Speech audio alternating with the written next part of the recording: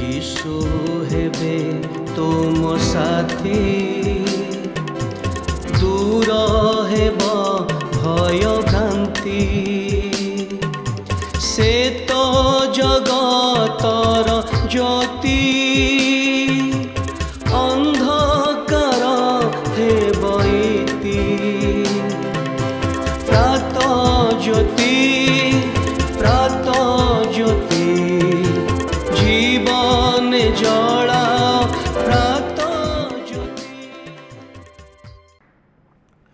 प्रात ज्योतिर समस्त दर्शक भाई भणी मान को मोर आंतरिक शुभेच्छा एवं अभिनंदन जनाए। ईश्वरंकर पवित्र महानामर धन्यवाद हो जे ईश्वर मान को अनुग्रह प्रदान करियछंती। प्रति प्रभात रे ईश्वरंकर वाक्यरु किछि आलाप करिबा पई आलोचना करिबा पई आपण मान को मध्य धन्यवाद जनाए जे आपण माने नियमित भाव रे आमानकर ए कार्यक्रम देखुअछंती। मु विश्वास करुछि जे कार्यक्रम देखिबा द्वारा आपण ईश्वरंकर आशीर्वाद लाभ करुअछंती। यदि आपण ए कार्यक्रम द्वारा आशीर्वाद पाउछंती दयाकरी अन्य मानक सहित मध्य यार लिंक को शेयर करंतु जेपरि सेमाने मध्य ए आशीर्वादर अंश हेबार सुयोग पाइबे। तेबे आज आमने जो प्रसंग रे आलोचना करिबा एक आत्मार अतुलनीय मूल्य, the incomparable value of a soul. मार्क तार 8 पर्व 36 और 37 पदरे प्रभु जीशु एक कथा कहती आ मनुष्य जेबे समस्त जगत लाभ करी निज जीवन हराए तार की लाभ, पुणी मनुष्य अपना जीवन बदल रे कौन दे पारे।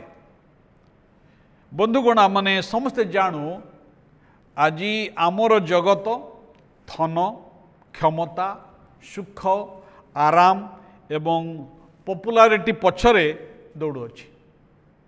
ये समस्त विषय पाइबा पई लोक माने दौड़ुचंती। प्रभु यीशु ए जगतर लोक मान को दुईटे प्रश्न पचारुचंती।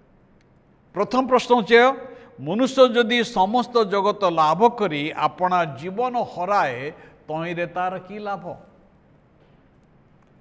द्वितीय प्रश्न मनुष्य अपना जीवन बदल रे कौन दे पारे ना। प्रभु यीशु ख्रीस्ट ये जो दुईटी प्रश्न गोटे रिटोरिकल क्वेश्चन बा गोटे वक्तृतामूलक भाव में से प्रश्न पचारू नांती, मात्र यह एक अनंतकालीन प्रश्न अटे। It's a eternal question. आउ ए प्रश्न गभीर आत्मचिंतन साधुतार सहित उत्तर एवं आत्मसमीक्षा को दाबी करे, साधुतार उत्तर को दाबी करे, आमर अग्राधिकार को या माने ठीक भाव में रखिबा आम को साहाय्य करे। कारण मनुष्यर आत्मा अनंतकालीन अटे। आपणकर आत्मा अनंतकालीन अटे। आमर शरीर विषय आम बहु जत्न नहीं था, किंतु आमर शरीर क्षणकाल स्थायी। ईश्वर का वाक्य बाइबल कथा लिखा अच्छी बल सकाशे 70 व 80 वर्ष भाई माने आमान जीवन में 70 वर्ष 80 वर्ष बंचिले लोक मान निमंते ता यथेष्ट हो जाए। जदिओ आमने अनेक वर्ष बंचापी अपेक्षा करिथा, किंतु जो व्यक्ति 100 वर्ष बंची थाए ईश्वरंकर अनुग्रह आपण तार दांत को देखंतु, तार चुट्टी को देखंतु, तार हाड़ को देखंतु, तार चेहरा को देखंतु। आमे आमर प्रकृत परिचय आम मानकर शरीर नुहे, आम मानकर आत्मा अटे। आपणकर आपण होचंती से व्यक्ति आपणकर शरीर नुहे, आपणकर आत्मा, आपणकर आवेग, आपणकर इच्छा एवं आपणकर विवेक। कारण ए माटीर शरीर माटी रे मिसी जीव।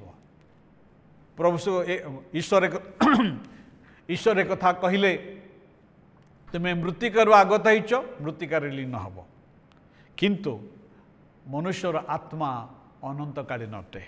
हुए तो आपण अनंतकाल ईश्वरंकर सम्मुख रे वास करिवे किंबा अनंतकाल आपण ईश्वरंक ठार पृथक रहिबे। कारण मनुष्यर आत्मा अमूल्य अटे। प्रभु श्रीकृष्ण एक कथा कहले जे जगतर समस्त धन रत्न सबको गोटे निक्तिर गोटे पार्श्वर ଏବଂ ମନୁଷ୍ୟର ଆତ୍ମାକୁ ଆଉ ଗୋଟେ ପାର୍ଶ୍ୱରେ ସେ ତୁଳନା କରୁଛନ୍ତି। କାରଣ ଆପଣଙ୍କର ଆତ୍ମାକୁ ଆପଣ କ୍ରୟ କରିପାରିବେ ନାହିଁ, ଆତ୍ମାକୁ ନେଇ କୌଣସି ବ୍ୟବସାୟ କରାଯାଇପାରିବ ନାହିଁ। ଆତ୍ମା ବଦଳରେ ମନୁଷ୍ୟ କିଛି ଦେଇ ନପାରେ। ଜଗତର ସମସ୍ତ ସୁନା ଗହଣା, ନାମ, ଯଶ, ଖ୍ୟାତି, ସଫଳତା, ସୁଖ, ଆରାମ ମନୁଷ୍ୟର ଆତ୍ମାକୁ ମୁକ୍ତ କରିପାରିବ ନାହିଁ। ସେଥିପାଇଁ ଆତ୍ମାକୁ ଆମେ ଅବହେଳା କରିପାରିବା ନାହିଁ।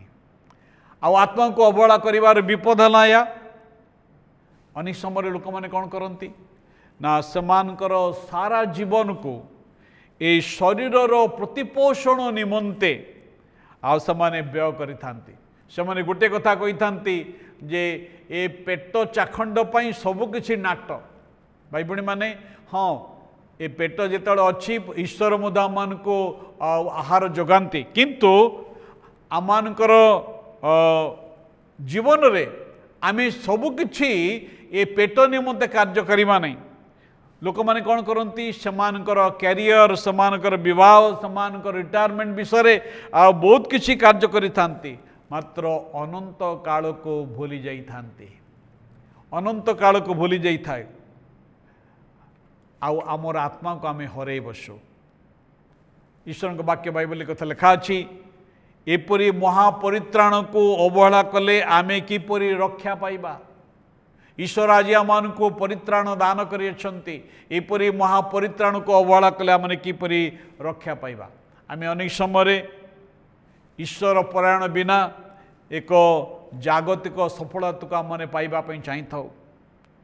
ଆତ୍ମିକ ବୃଦ୍ଧି ବିନା ଆମେ ମନୋରଞ୍ଜନରେ ଜୀବନକୁ ବିତେଇବା ପାଇଁ ଚାହିଁଥାଉ। ଖ୍ରୀଷ୍ଟଙ୍କ ସହିତ ସମ୍ପର୍କ ବିନା ଆମେ ଧର୍ମରେ ଜୀବନ ବିତେଇବା ପାଇଁ ଚାହିଁଥାଉ। ଆପଣଙ୍କର ଆତ୍ମାକୁ ଆପଣ କିପରି ବଞ୍ଚେଇ ପାରିବେ? ପ୍ରଭୁ ଆଜି ଆମମାନଙ୍କୁ ଏ ଅମୂଲ୍ୟ ଆତ୍ମା ଦେଇଛନ୍ତି, ଏଇ ଜୀବନ ଦେଇଛନ୍ତି। এই ଜୀବନକୁ ଆପଣ କିପରି ବଞ୍ଚେଇ ପାରିବେ? ଅନୁତାପ ପୂର୍ବକ ସୁସମାଚାରରେ ବିଶ୍ୱାସ କରନ୍ତୁ। ମନ ପରିବର୍ତ୍ତନ କରି ଖ୍ରୀଷ୍ଟଙ୍କର ସୁସମାଚାରରେ ବିଶ୍ୱାସ କରନ୍ତୁ। ପ୍ରତ୍ୟେକ ଦିନ ଆପଣଙ୍କର ଆତ୍ମାକୁ ପ୍ରାର୍ଥନାରେ, ଈଶ୍ୱରଙ୍କର ବାକ୍ୟଧାନରେ, ସହଭାଗିତାରେ ଏବଂ ଉପାସନାରେ ପ୍ରତିପୋଷଣ କରନ୍ତୁ। ଜଗତରେ ଯେଉଁ ସମସ୍ତ ବିପଦ ରହିଛି, ଯେଉଁ ସମସ୍ତ ପରୀକ୍ଷା ପ୍ରଲୋଭନ ରହିଛି, ସେଥିରୁ ଆପଣ ଦୂରେଇ ରୁହନ୍ତୁ ଏବଂ ଅନନ୍ତ କାଳର ଦୃଷ୍ଟିଭଙ୍ଗୀରେ ଜୀବନଯାପନ କରନ୍ତୁ। ଏହା ଈଶ୍ୱର ଆମଠାରୁ ଅପେକ୍ଷା କରୁଛନ୍ତି। ଆଜି କ'ଣ ଆପଣଙ୍କର ଆତ୍ମାର ମୂଲ୍ୟକୁ ଚିହ୍ନିଛନ୍ତି କି?